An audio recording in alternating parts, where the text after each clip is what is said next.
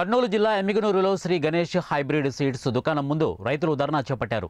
పెద్దకడుబూరు గ్రామానికి చెందిన దాసరి శ్రీనివాసులు 2 ఎకరాల కౌలుకు తీసుకుని మరో రైతు క్రాంతి కుమార్ 1 ఎకరాలో గణేష్ హైబ్రిడ్ దుకాణంలో పుచ్చకాయ విత్తనాలు తీసుకుని పంటను సాగు చేశారు. అయితే 90 రోజులైనా పంట చేతికి రాక కనీసం పంట పూత కూడా రాకపోవడంతో రైతులు మోసపోయినట్టు గ్రహించారు.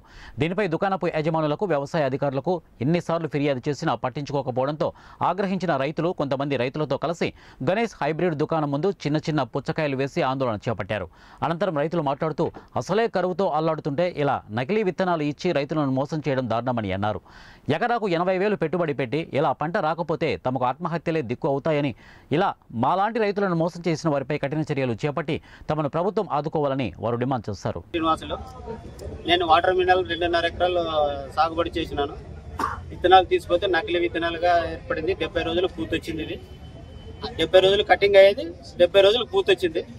ఎన్ని మందులు కొట్టినా కూడా కాయ రాలేదు. అక్కడ ఒక సైడ్ నుంచి డేట్ అయ్యే కొద్దిగా చెట్లు చనిపోకుండా వచ్చినాయి. నాకు ఏదన్నా ఆదుకోవాలని